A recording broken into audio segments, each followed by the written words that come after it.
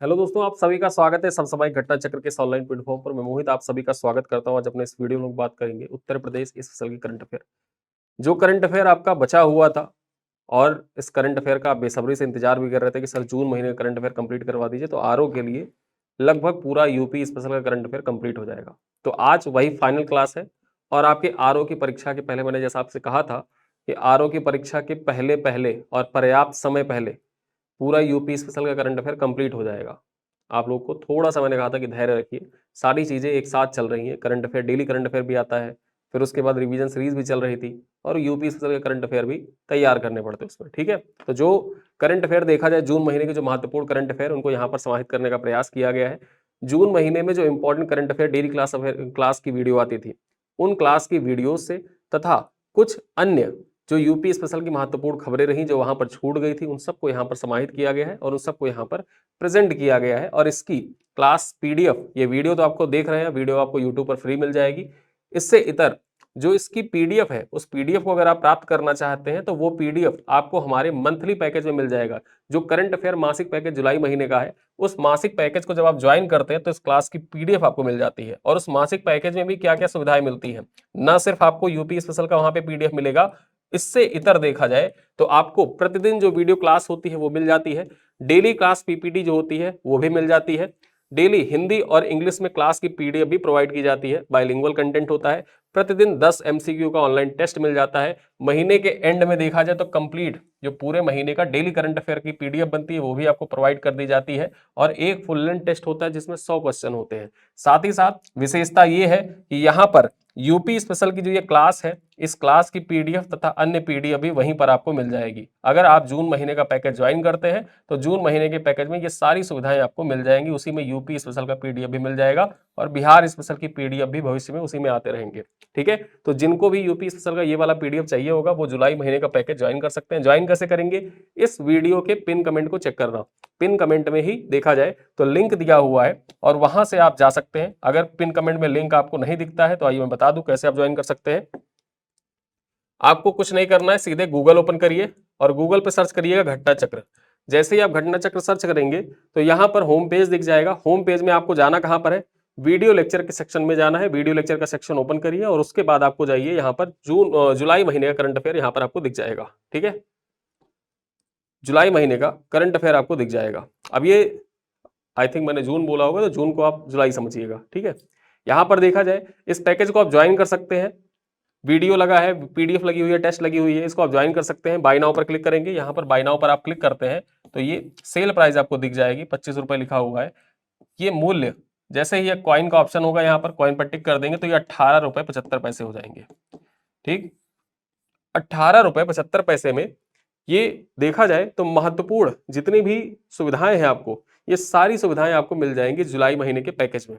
ठीक है, और यहाँ पर जो जून महीने का यूपी स्पेशल का पीडीएफ है वो भी आपको मिल जाएगा इसी पैकेज में। यहाँ देखा जाए जैसे ही आप ज्वाइन करेंगे, ज्वाइन करने के बाद एक यहाँ पर नंबर दिया हुआ है, हेल्पलाइन नंबर दे रखा है। सोमवार से लेकर शुक्रवार तक आप 12 बजे से लेकर शाम 8 बजे तक इस पर कॉल कर सकते हैं और यहाँ पर कॉल करेंगे उनसे कहिएगा कि मुझे करंट अफेयर के व्हाट्सएप कम्युनिटी में जुड़ना है। वो आपका जो ऑर्डर नंबर है, ऑर्डर नंबर आपसे पूछेंगे और उसके बाद आपको व्हाट्सएप कम्युनिटी में ऐड कर देंगे जहां पे आपको हमारी सारी पीडीएफ मिल जाएगी। ठीक है, चलो स्टार्ट करते हैं अपने करंट अफेयर पे। सबसे पहली खबर क्या है, योगी आदित्यनाथ द्वारा 16वें केंद्रीय वित्त आयोग के सदस्यों के साथ बैठक की अध्यक्षता की गई। ठीक है, यहां पर देखा जाए उत्तर प्रदेश के मुख्यमंत्री योगी आदित्यनाथ ने 4 जून को 16वें केंद्रीय वित्त आयोग के सदस्यों के साथ बैठक की अध्यक्षता की और मुख्यमंत्री ने उत्तर प्रदेश का हिस्सा वर्तमान में सभी राज्यों के लिए 41% से बढ़ाकर 50% करने की मांग की। 41% से बढ़ाकर कितना, 50% करने की मांग की है सीएम योगी आदित्यनाथ के द्वारा। यहां देखा जाए साथ ही उत्तर प्रदेश सरकार ने जनसंख्या के महत्व पहले के 15% को बढ़ाकर 22.5% करने का प्रस्ताव भी रखा है। 22 करोड़ जनसंख्या लगभग हो गई है, 22.5 करोड़ के आसपास यूपी की। तो वैसे ही कहा है कि जो हमारा पहले जनसंख्या का महत्व जो होता था उसको आप 15% रखते थे उत्तर प्रदेश का, लेकिन अब उसको बढ़ाकर कितना कर दीजिए, 22.5% कर दीजिए। ठीक है, तो इस बात का प्रस्ताव सीएम योगी आदित्यनाथ के द्वारा रखा गया है। चर्चा कर लें आगे, अगली खबर क्या है, महाराज सुहेलदेव स्मारक का उद्घाटन। ठीक है, महाराज सुहेलदेव स्मारक का उद्घाटन यहां पर चर्चा कर लेते हैं। महाराज सुहेलदेव के विजय दिवस पर 40 करोड़ की लागत से बने तथा 6.803 किलोमीटर में विस्तृत महाराज सुहेलदेव स्मारक का उद्घाटन उत्तर प्रदेश के मुख्यमंत्री योगी आदित्यनाथ द्वारा देखा जाए तो 10 जून को किया गया। कहां पर? बहराइच में। बहराइच में किया गया, बहराइच में। ठीक है, यहीं पर सैयद सलार मसूद गाजी का दरगाह भी अवस्थित है।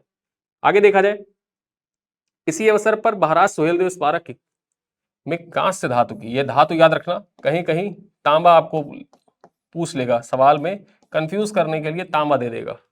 ये ताम्र धातु की निर्मित 40 फीट ऊंची महाराज सुहेलदेव की प्रतिमा का अनावरण किया गया। तांबा नहीं है, कांस्य है।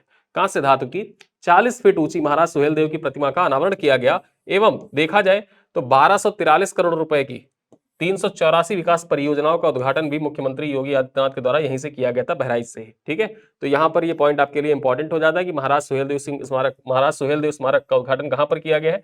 बहराइच में किया गया है। चलिए आगे देखें, राष्ट्रीय बधिर खेल चैंपियनशिप, चर्चा कर लेते हैं राष्ट्रीय बधिर खेल चैंपियनशिप का। यहां पर बात करें तो राष्ट्रीय बधिर खेल चैंपियनशिप उत्तर प्रदेश के कानपुर शहर में शुरू हो गई है, मतलब जून महीने की खबर है तो वहीं की बात हो रही है। यहां पर देखा जाए इस चैंपियनशिप में लगभग 400 बधिर एथलीटों ने भाग लिया। यहां बात करें तो यह चैंपियनशिप 2 चरणों में आयोजित की गई। पहला चरण 13 से 15 जून और दूसरा चरण 20 से 22 जून तक आयोजित किया गया। इस चैंपियनशिप में ताइक्वांडो, जूडो, कुश्ती, कराटे जैसी प्रतियोगिताएं आयोजित की गई। यहां बात कर लें, इस चैंपियनशिप में 24 राज्यों के खिलाड़ियों ने भाग लिया और यह आयोजन deaf sport association of the Uttar Pradesh तथा VSSD कॉलेज के सहयोग से आयोजित किया गया था। ठीक है, कहां पर आयोजित हुआ? परीक्षाओं से पूछे कि राष्ट्रीय बधिर खेल चैंपियनशिप का आयोजन कहां पर किया गया, तो ये कानपुर में आयोजित किया गया था। 2 चरणों में इसका आयोजन हुआ था। ठीक है, पहला चरण 13 से 15 और दूसरा चरण 20 से 22 जून के बीच। चलिए अगली खबर पर चर्चा करें तो इसरो ने यूपी का पहला सफल रॉकेट प्रक्षेपण किया। यूपी में देखा जाए, यूपी में पहला रॉकेट का सफल प्रक्षेपण कहां से किया गया है? ये जिला आप याद रखिएगा, कुशीनगर से किया गया है। ठीक, आपके परीक्षा के लिए मोस्ट इंपॉर्टेंट सवाल यह बन सकता है, भारतीय अंतरिक्ष अनुसंधान संगठन इसरो ने उत्तर प्रदेश के कुशीनगर में रॉकेट प्रक्षेपण को सफलतापूर्वक प्रक्षेपित किया। यहां देखा जाए यह राज्य की पहली ऐतिहासिक क्षण है, क्योंकि राज्य में पहली बार रॉकेट के माध्यम से छोटे उपग्रह पेलोड का प्रक्षेपण किया गया है। ठीक, तो आपके लिए इंपॉर्टेंट हो जाता है, कुशीनगर से पहला सफल रॉकेट प्रक्षेपण किया गया है उत्तर प्रदेश के। आगे देखें, यूपी में पहली राज्य स्तरीय स्वच्छ वायु योजना का शुभारंभ। यूपी में पहली राज्य स्तरीय स्वच्छ वायु योजना का शुभारंभ चर्चा कर लेते हैं। उत्तर प्रदेश सरकार ने लखनऊ में देश की पहली राज्य स्तरीय स्वच्छ वायु योजना की शुरुआत की है। यह ऐतिहासिक पहल वायु प्रदूषण को वैज्ञानिक विश्लेषण और एयरशेड आधारित दृष्टिकोण के आधार पर नियंत्रित करने का प्रयास है। यहां हम बात करें, इस महत्वाकांक्षी योजना की परियोजना लागत लगभग 320 मिलियन अमेरिकी डॉलर अनुमानित है। इसका वित्त पोषण प्रस्तावित रूप से विश्व बैंक के द्वारा किया जाएगा। किसके द्वारा? वित्त पोषण जो होगा वो विश्व बैंक के द्वारा किया जाएगा। आगे हम चर्चा कर लें, यह पहल उत्तर प्रदेश को स्वच्छ वायु की दिशा में एक सशक्त कदम प्रदान करेगी और अन्य राज्यों के लिए एक मॉडल के रूप में भी कार्य कर सकता है। ठीक है, तो देखा जाए पहली राज्य स्तरीय स्वच्छ वायु योजना किसके द्वारा शुरू की गई है? उत्तर प्रदेश सरकार के द्वारा। कहां से शुरू की गई? लखनऊ से इसकी स्टार्टिंग की गई है। चलिए आगे देखें, बहराइच के कतरनिया घाट में घड़ियाल प्रजाति संरक्षण कार्यक्रम का शुभारंभ किया गया। और यह शुभारंभ किसके द्वारा किया गया? तो केंद्रीय पर्यावरण, वन और जलवायु परिवर्तन मंत्री भूपेंद्र यादव के द्वारा 20 जून को उत्तर प्रदेश के बहराइच के कतरनिया घाट में गेरुआ नदी में, कौन सी नदी? गेरुआ नदी में घड़ियाल को बचाने के लिए घड़ियाल संरक्षण कार्यक्रम स्टार्ट किया गया। और यहां पर क्या किया गया, ये आप देख सकते हैं, पाइप के माध्यम से घड़ियाल के जो बच्चे हैं उनको गेरुआ नदी में छोड़ा गया। ठीक है, तो ये याद रखिएगा। यहां पर देखा जाए घड़ियाल प्रजाति संरक्षण कार्यक्रम का शुभारंभ उत्तर प्रदेश के किस जिले में किया गया? तो बहराइच जिले में किया गया है। कतरनिया घाट बहराइच जिले के अंतर्गत ही आता है। आगे देखें, पहली बार राजधानी से बाहर मध्य क्षेत्रीय परिषद की बैठक। ठीक है, सीएम योगी आदित्यनाथ के द्वारा यह फैसला लिया गया। अभी तक होता क्या था कि जो मध्य क्षेत्रीय परिषद होती थी उसकी जो बैठक होती थी वो राजधानी में होती थी, लेकिन पहली बार ऐसा फैसला लिया गया है कि राजधानी से बाहर इसका आयोजन किया जाएगा। कहां पर इसका आयोजन किया गया? तो इसका आयोजन बनारस में किया गया। बनारस, जिसको आप वाराणसी के नाम से भी जानते हैं, वाराणसी में इसका आयोजन किया गया। चर्चा कर लेते हैं। मध्य क्षेत्रीय परिषद की 25वीं बैठक पहली बार किसी राज्य की राजधानी में नहीं होगा। यहां देखा जाए तो सीएम योगी आदित्यनाथ ने इस बैठक को उत्तर प्रदेश की राजधानी लखनऊ की जगह काशी में कराने का फैसला लिया है। पिछली बैठक जो हुई थी वो उत्तराखंड की राजधानी देहरादून में आयोजित की गई थी। ठीक है, यहां पर देखा जाए तो जो क्षेत्रीय परिषद की 24वीं बैठक हुई थी, ये 25वीं बैठक कहां पर? ये तो हो रही है बनारस में, मतलब बनारस में हुई, हो रही नहीं है, हो चुकी है, बनारस में हुई। लेकिन जो 24वीं बैठक थी, ठीक है, 24वीं जो बैठक थी ये कहां पर हुई थी? तो 24वीं बैठक हुई थी देहरादून में। ठीक, चलो आगे देखें। काशी में होने वाले बैठक में गृह मंत्री अमित शाह, यूपी के मुख्यमंत्री योगी आदित्यनाथ, उत्तराखंड के सीएम पुष्कर सिंह धामी और मध्य प्रदेश के सीएम जो है मोहन यादव तथा छत्तीसगढ़ के मुख्यमंत्री विष्णुदेव साय ने हिस्सा लिया। ठीक है, अध्यक्षता किसके द्वारा की गई थी? तो गृह मंत्री के द्वारा इसकी अध्यक्षता की गई थी। ये पॉइंट आप याद रख सकते हैं। अगली खबर देखें, सोनभद्र के जीवाश्म पार्क यूनेस्को की संभावित सूची में शामिल हो गया है। जो सोनभद्र का जीवाश्म पार्क है उसको यूनेस्को की संभावित सूची में शामिल कर लिया गया है। अगर इसको मान्यता मिल जाती है तो ये यूनेस्को का वर्ल्ड हेरिटेज साइट भी बन सकता है। यहां बात करें तो इको पर्यटन विकास बोर्ड उत्तर प्रदेश ने सोनभद्र में रॉबर्ट्सगंज से 15 किलोमीटर दूर सलखन गांव के पास स्थित दुनिया के सबसे प्राचीन जीवाश्म पार्क को यूनेस्को के विश्व धरोहर संभावित सूची में दर्ज कराने की उपलब्धि हासिल की है।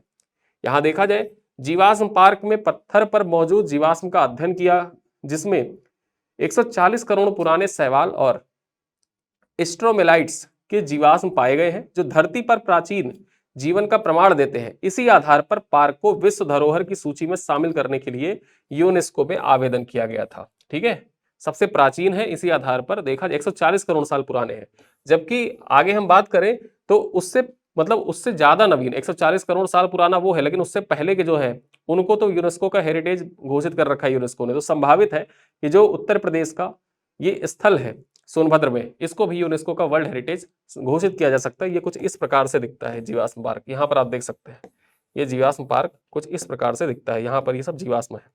चलिए बात कर लें विश्व धरोहर सूची में पूर्व में शामिल अमेरिका का येलो स्टोन पार्क जीवाश्म के करीब, यहाँ के जो जीवाश्म है वो करीब 50 करोड़ वर्ष पुराने हैं। जबकि कनाडा में देखा जाए तो मिस्टेकन पॉइंट है, इसके जीवाश्म 55 करोड़ वर्ष पुराने हैं, तथा जॉगिंस क्लिफ जो है इसके जो जीवाश्म है वो 31 करोड़ वर्ष पुराने हैं। और वहीं पर जो सलखन है इसके जीवाश्म 140 करोड़ साल पुराने हैं। तो संभावित है कि इसको विश्व धरोहर सूची में शामिल कर लिया जाएगा। आगे देखें, अंतरराष्ट्रीय अंतरिक्ष स्टेशन पर पहुंचने वाले पहले भारतीय गगनयात्री बनकर इतिहास रच दिया शुभांशु शुक्ला ने। और इंपॉर्टेंट इसलिए हो जाता है कि शुभांशु शुक्ला जो है उनका संबंध उत्तर प्रदेश से है। और उत्तर प्रदेश के किस जिले से है? तो उनका संबंध उत्तर प्रदेश के लखनऊ से है। कहां से? लखनऊ से उनका संबंध है। यहां देखा जाए, भारतीय वायुसेना के ग्रुप कैप्टन शुभांशु शुक्ला ने अंतरराष्ट्रीय अंतरिक्ष स्टेशन पर पहुंचने वाले पहले भारतीय गगनयात्री बनकर इतिहास रच दिया है। शुभांशु शुक्ला एक्सियोम 4 मिशन के तहत 4 सदस्यीय दल का हिस्सा है, जो 26 जून 2025 को ISS यानी कि इंटरनेशनल स्पेस स्टेशन पर सफलतापूर्वक जुड़ा था। यहां हम बात कर लें, उत्तर प्रदेश के रहने वाले शुभांशु शुक्ला भारतीय वायुसेना में विंग कमांडर राकेश शर्मा के बाद अंतरिक्ष जाने वाले दूसरे गगनयात्री हैं। राकेश शर्मा 3 अप्रैल 1984 को सोवियत संघ के रॉकेट था, सोवियत संघ का, यहां पर देखा जाए सुयोज T11, ठीक है, सुयोज T11 रॉकेट था, इसी पर सवार होकर अंतरिक्ष में गए थे। यहां पर हम बात करें अंतरिक्ष यात्रियों को अंग्रेजी में क्या कहा जाता है? अंतरिक्ष यात्रियों को, जो अंग्रेजी बोलने वाले लोग हैं वो एस्ट्रोनॉट कहते हैं। जबकि देखा जाए तो सोवियत संघ या रूसी लोग क्या कहते हैं? इनको कॉस्मोनॉट कहते हैं। चीनी लोग इनको ताइकोनॉट्स कहते हैं। और भारतीय क्या कहते हैं? भारतीय इनको गगनयात्री कहते हैं। ये सुमेलित करने के लिए आपसे परीक्षा में पूछा जा सकता है। मिलान वाले जो सवाल आते हैं वहां पर आपसे ये पूछा जा सकता है। चलिए आगे देखें, आगरा में खुलेगा अंतरराष्ट्रीय आलू केंद्र, केंद्रीय मंत्रिमंडल ने इसके लिए मंजूरी दे दी है। यहां पर बात करें तो केंद्र सरकार ने उत्तर प्रदेश के आगरा में अंतरराष्ट्रीय आलू केंद्र का दक्षिण एशियाई केंद्र स्थापित करने की कृषि एवं किसान कल्याण मंत्रालय के प्रस्ताव को मंजूरी दे दी है। ठीक है, यहां पर बात करें, उम्मीद है कि यह केंद्र देश के प्रमुख उत्पादक क्षेत्रों जैसे उत्तर प्रदेश, बिहार और पश्चिम बंगाल के साथ साथ पड़ोसी दक्षिण एशियाई देशों की जरूरतों की मांगों को भी पूरा करेगा। आगे हम बात कर लें, उत्तर प्रदेश के मथुरा में बायो CNG प्लांट का उद्घाटन किया गया है। कहां पर? उत्तर प्रदेश के मथुरा में बायो CNG प्लांट का उद्घाटन किया गया है। इससे संबंधित पॉइंट देखें तो मथुरा के कोसी इलाके में स्थित कोटवन इंडस्ट्रियल एरिया में ग्रीन बायो CNG प्लांट लगाया गया है। क्या प्लांट लगाया गया है? ग्रीन बायो CNG प्लांट लगाया गया है। यहां देखा जाए तो निजी कंपनी द्वारा लगाए गए इस प्लांट में CNG गैस का उत्पादन किया जाएगा। किसका? CNG गैस का उत्पादन यहां पर किया जाएगा। आगे हम देखें, इस प्लांट का दिल्ली के मुख्यमंत्री रेखा गुप्ता और उत्तर प्रदेश सरकार में कैबिनेट मंत्री चौधरी लक्ष्मी नारायण ने संयुक्त रूप से शुभारंभ किया। किसके द्वारा किया गया? तो मुख्यमंत्री दिल्ली की रेखा गुप्ता, उनके द्वारा, साथ ही साथ यूपी सरकार के कैबिनेट मंत्री है चौधरी लक्ष्मी नारायण, उनके द्वारा संयुक्त रूप से इसका उद्घाटन किया गया बायो CNG प्लांट का मथुरा में। ठीक है, आगे बात करें, दिल्ली में लगभग 12,000 से अधिक डेयरियों से प्रतिदिन हजारों टन गोबर निकलता है और ये गोबर नालों के रास्ते यमुना नदी में चला जाता है। ठीक है, इस पहल से यमुना को स्वच्छ रखने में मदद मिलेगी और हरित ऊर्जा के उत्पादन में भी योगदान मिलेगा। इसी वजह से देखा जाए तो दिल्ली राज्य सरकार भी यहाँ पर इन्वॉल्व है। उद्घाटन दिल्ली राज्य सरकार के द्वारा किया गया है, क्योंकि यमुना की सफाई दिल्ली सरकार, जो दिल्ली में बीजेपी सरकार थी, उसका मेन एजेंडा ही यही था, दिल्ली में यमुना की सफाई। ठीक है, तो उसी कारण से देखा जाए तो उद्घाटन यहाँ पर रेखा गुप्ता के द्वारा किया गया है। चलिए आगे हम बात कर लें। गुजरात बना तीसरा राज्य जहां 1 करोड़ से अधिक शेयर बाजार निवेशक पंजीकृत हैं। अब इंपॉर्टेंट इसलिए हो जाता है कि महाराष्ट्र और उत्तर प्रदेश के बाद गुजरात तीसरा राज्य बना है, और यहाँ उत्तर प्रदेश का स्थान क्या है, उत्तर प्रदेश का दूसरा स्थान है, इस वजह से इंपॉर्टेंट हो जाता है।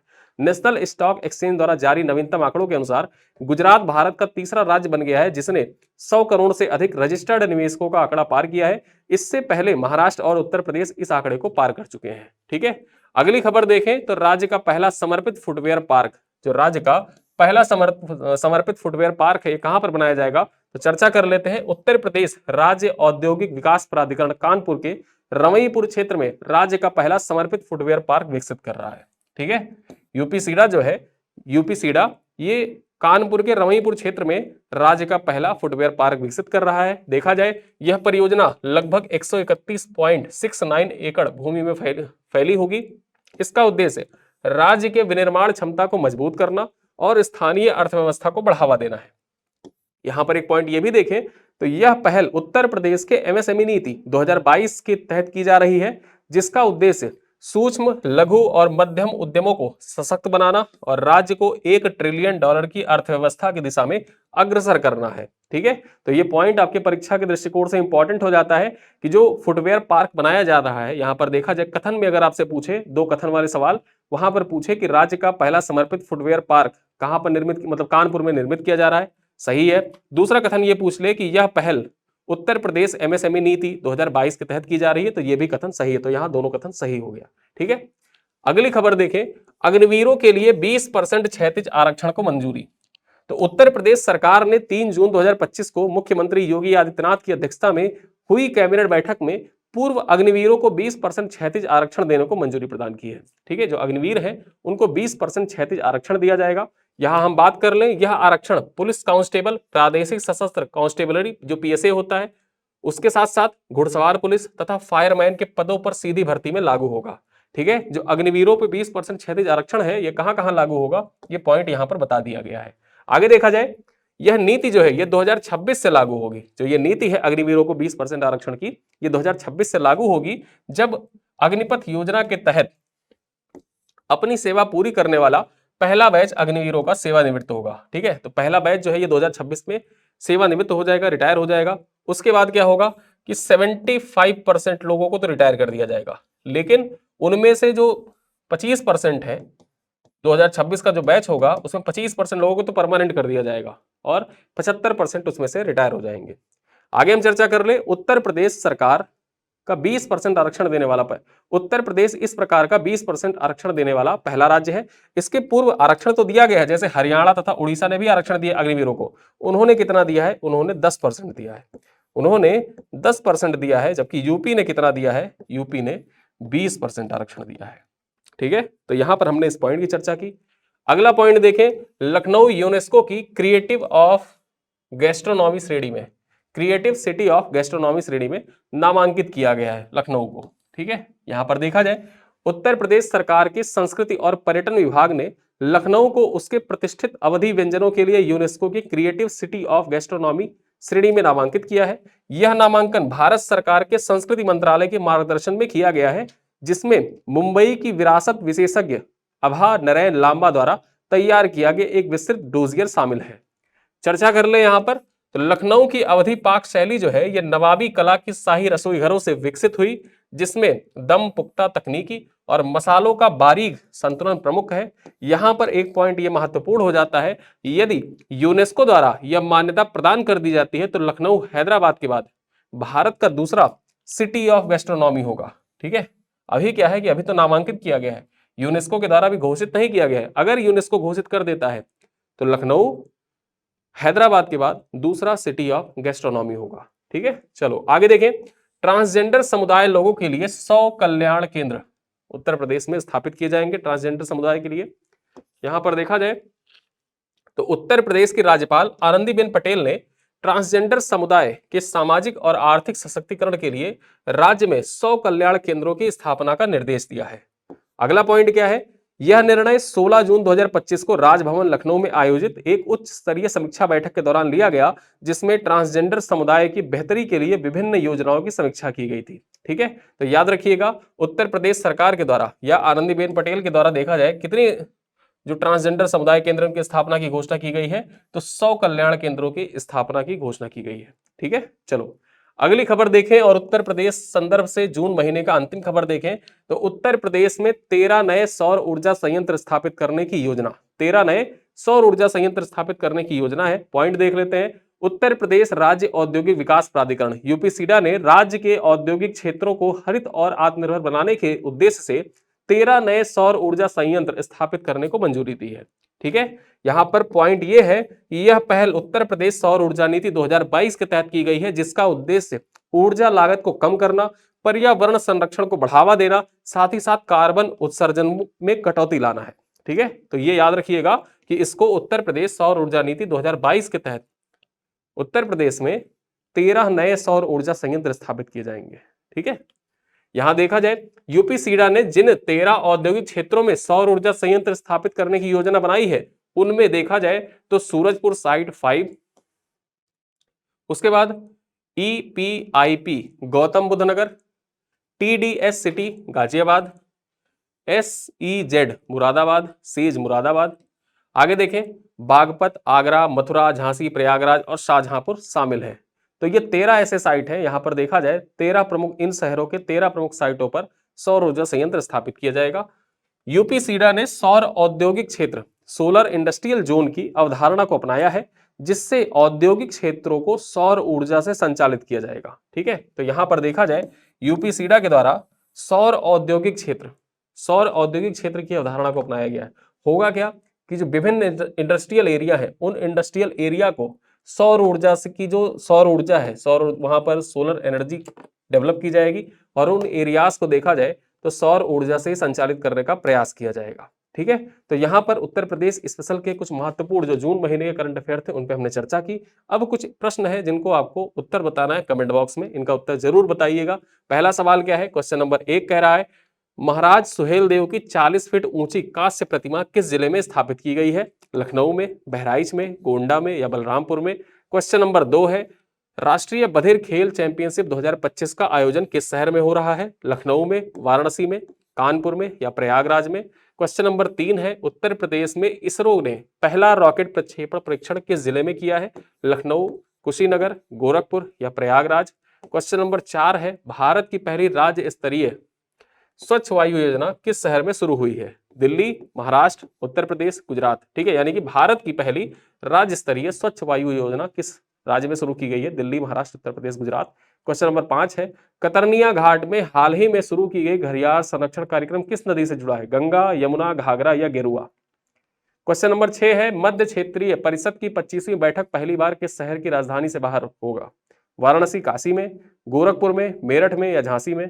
क्वेश्चन नंबर 7 है कि हाल ही में यूनेस्को की संभावित सूची में शामिल सोनभद्र जीवाश्म पार्क में कितने वर्ष पुराने जीवाश्म मिले हैं? 310 करोड़ वर्ष पुराने, 55 करोड़ वर्ष पुराने, 140 करोड़ साल पुराने या 50 करोड़ साल पुराने। क्वेश्चन नंबर 8 है हाल ही में अंतरराष्ट्रीय आलू केंद्र के दक्षिण एशियाई केंद्र को कहां स्थापित करने की मंजूरी दी गई है? पटना में, कोलकाता, आगरा या कानपुर में। क्वेश्चन नंबर 9 है हाल ही में उत्तर प्रदेश के किस जिले में बायो सीएनजी प्लांट का उद्घाटन किया गया है? जून 2025 में किस जिले में बायो सीएनजी प्लांट का उद्घाटन किया गया? बताइए, लखनऊ, मथुरा, मेरठ या कानपुर। अंतिम सवाल या 10वां सवाल हमारा है उत्तर प्रदेश का पहला समर्पित फुटवेयर पार्क किस शहर में विकसित हो रहा है? आगरा, कानपुर, नोएडा या मेरठ। तो ये 10 सवाल है, इन 10 सवालों का उत्तर आपको देना है कमेंट बॉक्स में। और इस क्लास की पीडीएफ, पीपीटी इत्यादि अगर आप ज्वाइन करना चाहते हैं, प्राप्त करना चाहते हैं, तो उसके लिए जो जुलाई महीने का मंथली पैकेज है, उस मंथली पैकेज में आप खुद को एनरोल करके हमारे हेल्पलाइन नंबर पे आप कॉल करेंगे और हेल्पलाइन नंबर पे कॉल करने के बाद आपको व्हाट्सएप ग्रुप से जोड़ दिया जाएगा, जो हमारा करंट अफेयर का व्हाट्सएप डेडिकेटेड ग्रुप बना हुआ है, जिसमें daily class PDF, PPT share की जाती है। प्रिंटेबल पीडीएफ होता है, वहां उस पीडीएफ को आप डाउनलोड करके, क्योंकि ऐप पर यह सुविधा उपलब्ध नहीं है कि आप पीडीएफ को डाउनलोड कर सके, ऐप पर पढ़ने की सुविधा उपलब्ध है, ई बुक को आप पढ़ सकते हैं ऐप पर, लेकिन डाउनलोड करने की सुविधा व्हाट्सएप कम्युनिटी के माध्यम से दी जा रही है। व्हाट्सएप ग्रुप जुड़ा बना हुआ है, उस व्हाट्सएप ग्रुप से आप जुड़ के देखा जाए तो जो करंट अफेयर की पीडीएफ होती है उसको प्राप्त कर सकते हैं, प्रिंट आउट निकलवा सकते हैं आसानी से और उसको मल्टीपल टाइम रिवाइज भी कर सकते हैं। ठीक है, तो ये सारी सुविधाओं का लाभ उठाने के लिए जो हमारा जुलाई महीने का पैकेज है उसको आप ज्वाइन कर सकते हैं, एनरोल हो सकते हैं। और इन्हीं सब बातों के साथ मैं अपनी इस क्लास को यहीं पर समाप्त करता हूं। जून महीने का जो करंट अफेयर यूपी स्पेशल का था वो कंप्लीट हुआ। अब हम लोग जुलाई महीने पे फोकस करेंगे और आप सभी के लिए देखा जाए तो जून महीने तक के करंट अफेयर यूपीआरओ के लिए इंपॉर्टेंट है। ठीक है, तो इसी के साथ बातें यहीं पर समाप्त करता हूं। मिलते हैं अगली क्लास में, तब तक के लिए धन्यवाद।